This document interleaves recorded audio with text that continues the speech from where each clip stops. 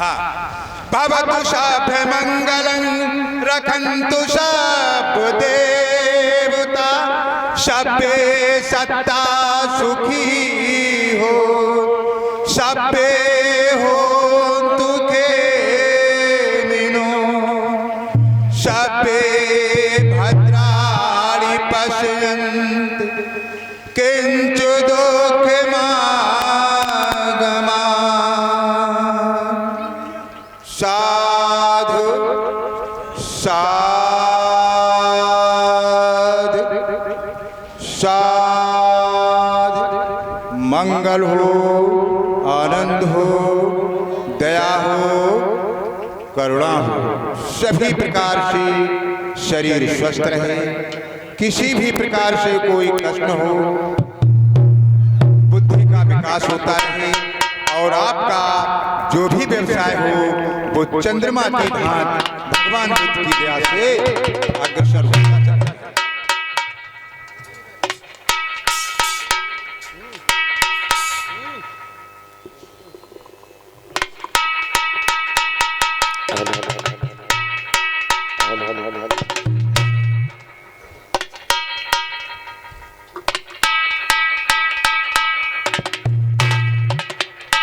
जल्दी करिए।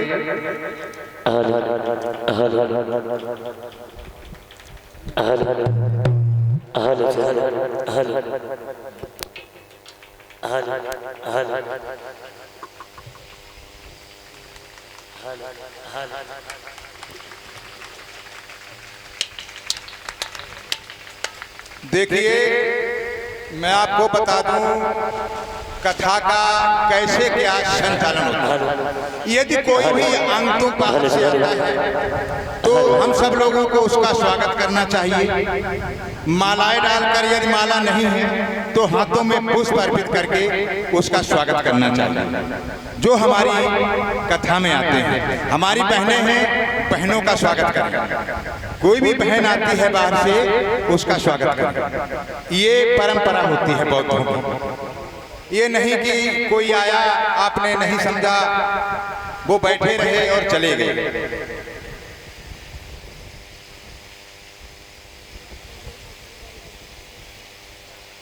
हाँ, अब मैं संदीप जी से कहूंगा कि इस बौद्ध समाज के लिए किसी का अंकुश ना बर्दाश्त करते हुए समाज को जागृति का मार्ग। बहुत बहुत धन्यवाद आदरणीय भंते जी। आज के इस बड़ा केशव ग्राम सभा में चल रही भगवान बुद्ध की बुद्ध कथा के अवसर पर आज मुझे यहाँ आने का अवसर मिला। अपने को बहुत ही गौरवान्वित महसूस कर रहा हूँ।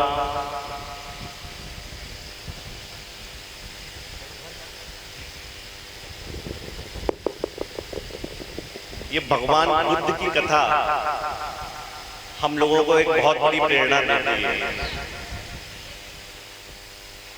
हम लोग इसको केवल मनोरंजन का साधन न मानकर, जो भगवान बुद्ध ने हम लोगों को जीवन जीने के सिद्धांत बताए, पंचशील का सिद्धांत, अगर हम सब लोग उसका ईमानदारी से पालन करें तो निश्चित रूप से हम लोगों का जीवन आसान हो जाएगा। और जीवन में जो कठिनाइयां हम लोगों के आती हैं, निश्चित रूप से वो कठिनाइयां हम लोगों को जीवन में महसूस नहीं होंगी। सदाचार का पालन करना, मांस मदिरा का सेवन ना करना, कभी झूठ ना बोलना है कठिन, लेकिन करना पड़ेगा। क्योंकि भगवान बुद्ध के सिद्धांत बहुत कठिन नहीं है, बहुत सरल है, बस लेकिन इनका पालन करना बहुत कठिन है, इनको जीवन में उतारना बहुत कठिन है। एक दूसरे महापुरुष सामने हमारे, जिनको हम भगवान की तरह मानते हैं, अम्बेडकर जी, इन्होंने भगवान बुद्ध की जीवन से शिक्षा ली और उसको अपने जीवन में उतारा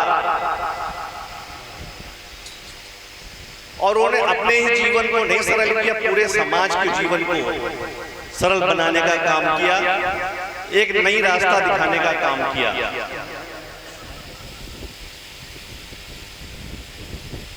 अम्बेडकर जी कहा करते थे कि शिक्षा बहुत जरूरी है, हर बच्चे को शिक्षा जरूर लेनी चाहिए, क्योंकि शिक्षा से ही हमारे जीवन का स्तर ऊपर उठ सकता है। अम्बेडकर जी कहा करते थे कि शिक्षा वो शेरनी का दूध है जो जितना पिएगा उतना दहाड़ेगा।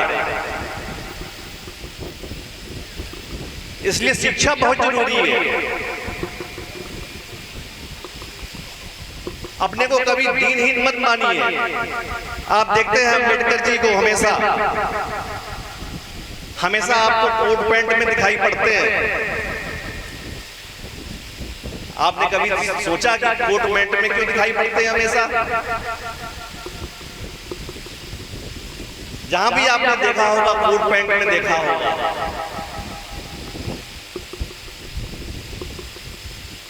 उनका मानना था कि जब भी जाओ कहीं पे भी प्रेजेंटेशन बहुत महत्वपूर्ण होता है, आपका पहनावा बहुत महत्वपूर्ण होता है। इसलिए हमेशा पहनावा हमेशा अच्छा रखिए, शिक्षा अच्छी लीजिए, निश्चित रूप से समाज में आपका भी प्रभाव पड़ेगा और लोगों को एक नई रास्ता दिखा पाएंगे। अब चूंकि कथा चल रही थी, बीच में बोलने का मौका मिला, ज्यादा लंबा ना बोलकर आप सभी लोग भगवान बुद्ध की कथा का आनंद उठाएं। आप सभी को मैं प्रणाम करता हूँ, बहुत बहुत पुनः आभार प्रकट करता हूँ, धन्यवाद देता हूँ। नमस्कार, नमो बुद्धाय। देखिए, ये कोई मनोरंजन का भाई बहनों साधन नहीं। आप सोचते हो 7 दिन तक खूब मनोरंजन कर लिया और बस। मैं आप लोगों का थोड़ा माइंड टेस्ट करूँ और आपको बताना होगा, बताना होगा कि आपने 7 दिन में क्या सीखा है। गाना बजाना मनोरंजन का साधन होता है। सीखना आपको पड़ेगा, साधन ये लोग ये बताएंगे, घोर के तो पिला नहीं देंगे। तो आप लोग ये बताएं, जिन्हें मालूम हो वो हाथ ऊपर कर दें कि बुद्ध का जन्म कहाँ हुआ।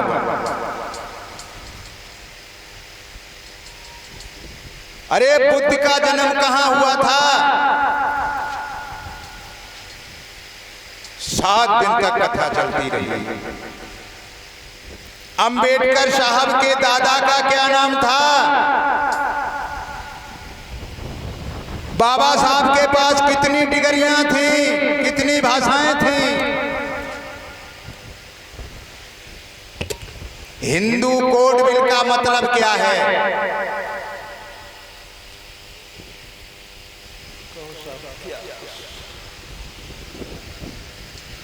अरे मेरी बहनों, जो आज ये जो स्वर्ण आभूषण लादे बैठी हो ना, 10-10 हजार की साड़ी, यही हिंदू कोड बिल है। इसी के लिए बाबा साहब ने संसद में हम त्याग पत्र दिया था और आप उन्हें छोड़कर पत्थरों पे जल चढ़ाते हो। अरे मानो, बाबा साहब की बहनों का क्या नाम था? देखिए, जब हम अपने परिवार का नाम नहीं जान सकते तो हमारे सुनने से कोई फायदा नहीं। ये लोग हर रोज सुनाते रहेंगे, तुम पे असर नहीं पड़ेगा। बुद्ध कितने भाई थे? अरे बुद्ध से पहले ये कौन थे? अरे भाई, बुद्ध का जन्म कहाँ हुआ? बुद्ध का जन्म कहाँ हुआ? नहीं मालूम, मैं बताता हूं।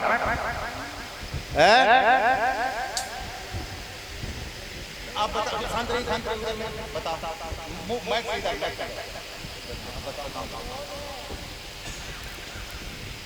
इनको बताया, इनको किसी को बताया, बताएंगे? इस बेटी ने बताया था कि बुद्ध का जन्म कहाँ हुआ? लुम्बिनी वन में तो सिद्धार्थ का हुआ। बुद्ध का जन्म हुआ है बोधि वृक्ष के नीचे, कहां पे? बोध गया। समझ रहे आप लोग? लुम्बिनी वन में बुद्ध नहीं पैदा हुए, सिद्धार्थ पैदा हुए। और बुद्ध गया में बुद्ध हुए थे। और इन्होंने धम्म चक्र परिवर्तन कहां शुरू किया? सारनाथ में धम्म चक्र परिवर्तन शुरू किया। और इनका परिनिर्माण, इन्होंने शरीर कहां त्यागा? राजगिरी। श्रावस्ती को हम लोग क्यों महत्वपूर्ण मानते हैं? अवश्य मंगल रखंतु सब मंगल हो। श्रावस्ती को हम सब लोग क्यों श्रेष्ठ मानते हैं? देखिए, बौद्धों के 8 तीर्थ हैं। आप अपने तीर्थों में नहीं जाते हैं, कहां जाते हैं? जहां हमारा शोषण हुआ। अरे हमारे 8 तीर्थ हैं।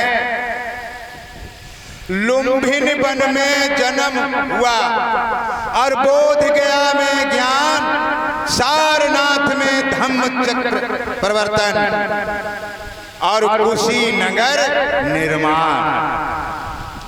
शंकिसा क्यों प्रसिद्ध है? आप लोग शंकिसा जाते होंगे। शंकिसा की क्या घटना है बताओ?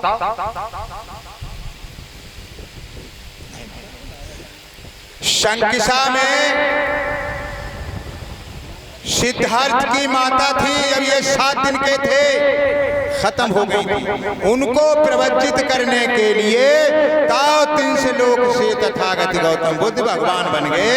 तो प्रवचित करने के लिए इंद्र के साथ उतरे थे स्वर्ण सिद्धियों को लेकर। The lord Buddha is incoming for sky the Vishakha stupa. वो जो स्तूप बना हुआ है वो विशाखा स्तूप है। वो सम्राट अशोका का बना हुआ है, वो हमारा स्तूप है। वहां जो बिसारी देवी कहते हैं वो हमारी महामाया है। उन्हीं को प्रवचित करने के लिए भगवान बुद्ध वहां अवतरित हुए थे। वो हमारी पूजनीय स्थली है। तो हमें अपने तीर्थों पे जाना है। तीर्थ हमारे कौन से हैं? पहला तीर्थ है लुम्बिनी वन, दूसरा तीर्थ है बोध गया, तीसरा तीर्थ है सारनाथ और चौथा तीर्थ है कुशीनगर, 5वां तीर्थ है तक्षशिला, नालंदा, विक्रमशिला और शंकिसा। हमारे सारे विश्वविद्यालय मनु व्यवस्था ने नष्ट कर दिए।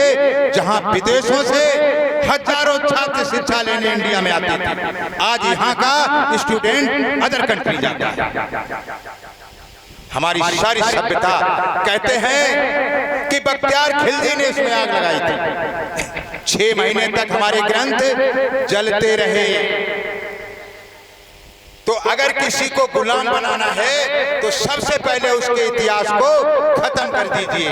तो मेरे भाइयों बहनों, हमारा इतिहास खत्म किया गया है और अपना नकली इतिहास थोप दिया गया है। कैसे? प्रत्यक्ष प्रमाण है, लेकिन हमारे समाज को एक बीमारी है तो भय। और भय क्या दिखाया गया? भगवान, भाग्य और भूत। भगवान का डर और भाग्य का भरोसा और भूत का डर, इन्हीं तीनों चीजों में ये हमारा समाज फंसा हुआ है। यदि हम ये नहीं करेंगे तो भगवान रूठ जाएगा और हमारे भाग्य में होगा तो छप्पर फाड़ के मिल जाएगा। गंडा बंधवा लो, मैंने कौन सा भूत मसान आ गया। इन्हीं चक्करों में फंसा हुआ। मैं वादा के साथ कहता हूं, प्रत्यक्ष प्रमाण दूंगा, ना कहीं भगवान है, ना कोई भगत है और ना कहीं भूत है, ना भाग्य का सहारा तो नाम मात्र। भगवान बुद्ध ने ईश्वर का पता लगाने को कई बार ज्ञान दोहराया था। ईश्वर का पता लगाना कहीं प्रकृति का अनुभव पाया था। भगवान बुद्ध ने 7 बार ज्ञान दोहराया था कि ईश्वर है, भगवान है, कहीं नहीं है। उन्होंने प्राकृतिक घटनाओं का अनुभव किया था कि जो भी हो रहा है ये प्राकृतिक घटनाओं की वजह से हो रहा है, कोई भी दैवीय शक्ति नहीं है। मनुष्य स्वयं अपने कर्मों का मालिक है और सबसे बड़ा भगवान देवी देवता जो भी है वो मनुष्य है। जो करेगा वो मनुष्य करेगा। बुद्ध जी ने कहा था जो खा नहीं सकता वो कोई क्रिया कर नहीं सकता। ध्यान कर लेना मेरे भाइयों, जो खाएगा नहीं वो कोई क्रिया नहीं कर सकता। तो पत्थर खाते नहीं है इसीलिए क्रिया नहीं करते हैं। आप लोग कभी भगवान बुद्ध और बाबा साहब जो भी हमारे महापुरुष हैं, कभी इनको खिलाने की कोशिश मत करना। इनको नमन कर लेना और कहना जो आपने मुझे रास्ता दिखाया मैं उसी रास्ते पर चलूंगा। यही पूजा होती है। बाबा साहब ने कहा था यदि हमारी पूजा आप करने लगे तो पाखंडियों के देवी देवताओं से हम कम नहीं रह जाएंगे। वो कहेंगे तुम भी तो पत्थरों की पूजा करने लगे हो, तुम्हारे भी तो भगवान पत्थर हैं। हमें किसी की पूजा नहीं करनी है, सिर्फ अच्छे कर्म करने हैं, साइंटिफिक बनना है। बुद्ध कोई भगवान नहीं थे, बुद्ध भगवान नहीं थे, बुद्ध महामानव थे, हमारी आप जैसे एक इंसान थे। उन्होंने सिद्ध कर दिया कि साइंस पढ़िए, साइंस से आप वैज्ञानिक बनेंगे। आज तक मुझे कोई बताए कि भगवान या किसी महापुरुष या देवी देवता ने एक सुई तक बनाई हो। जो भी निर्मित है वो मानव निर्मित चीज है, प्राकृतिक निर्मित है। उन देवताओं ने बताओ इस सुई तक बनाई, जिसके आप गुणगान करते हो। जिस मोबाइल से करोड़ों किलोमीटर बैठा हुआ दूर उससे बात करते हो, कभी उस बनाने वाले को नमन किया? अरे मोटरसाइकिल जिसने बनाई कभी उसको नमन किया कि धन्य है मोटरसाइकिल बनाने वाले, तूने हमारी रास्ता सुलभ कर दी। लोहे के पैर छू लेते हो ऐसे।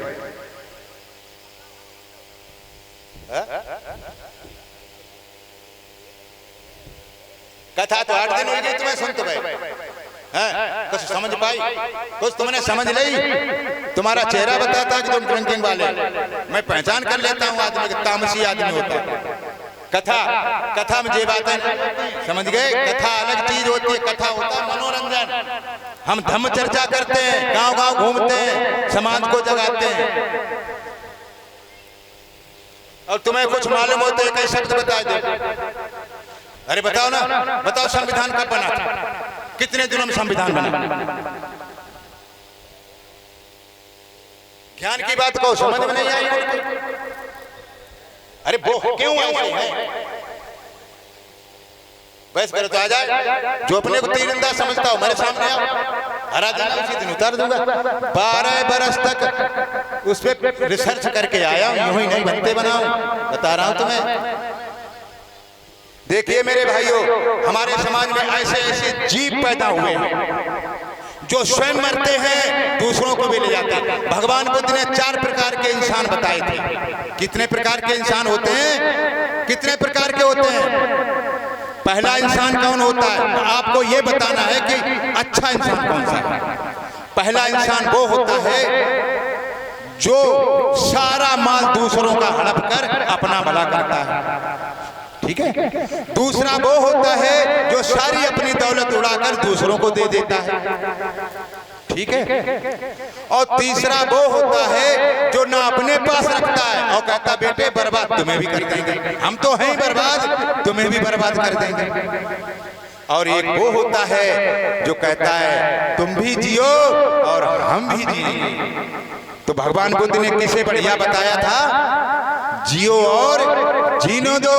वो आदमी अच्छा नहीं होता जो अपनी सारी संपदा लुटा देता है, उसके बच्चे भूखों मरे, वो अच्छा नहीं है। और वो भी अच्छा नहीं जो दूसरों की दौलत लूट लेता हो, वो भी अच्छा नहीं। और वो भी तो बिल्कुल ही अच्छा नहीं जो तुम्हें बर्बाद किया हम भी बर्बाद। जैसे आपने देखा ओला होता है ना, पड़ता है वो जब ओला किसी फसल पे पड़ता है तो उस फसल को भी बर्बाद कर देता है और थोड़ी देर में अपना भी विलुप्त हो जाता है। तो हमें ऐसा नहीं बनना है, जियो और जीने दो। संसार में बुराइयों के अतिरिक्त है ही क्या? अगर कोई हमारे ज्ञान की रास्ते पे चले तो मेरा ही समाज उसकी टांग खींचता है, उसकी टांग खींचता है। ये कहता है जाकर है कुआं में रहो नीचे, अन्य समाजों में होता है, यदि कोई उभरता है तो उसको धक्का लगा के ऊपर भेज देते हैं। पल्ले कहां से पड़ेगा? जैसे किसी बर्तन में कीचड़ भरा हुआ है, लोटा में आप नाली का पानी भर लीजिए, उसमें दूध डालिए, एक बूंद नहीं रुकेगी। ऐसे लोग, कीचड़ भरा हुआ है तो ज्ञान की भरेगी कहां? समझ में कहां से आएगा? तो आप लोगों ने इतने दिन तक कथा सुनी, ये कि मनोरंजन करने थोड़ी आए, ना ये मनोरंजन के साधन है, ये तुम्हें ज्ञान देने आए हैं। इनसे ज्ञान लीजिए। ये पैसे लेके आए, इनसे पूछो, ये बताएंगे। ये तो अपना काम कर रहे हैं, लेकिन तुम क्या कर रहे हो? बताओ। बुद्ध जी के एक भाई और थे, क्या नाम था उनका? नंद थे। और उनकी शादी बुद्ध जी की जो पत्नी थी यशोधरा, उनकी बहन थी, उससे हुई थी। और इनके ससुर थे चक्रपाणी, दंडपाणी थे। ठीक है, दिमाग लगाओ, दिमाग की बत्ती जलाओ, ज्ञान की खोज करो, मनोरंजन का साधन खत्म करो। धन्यवाद।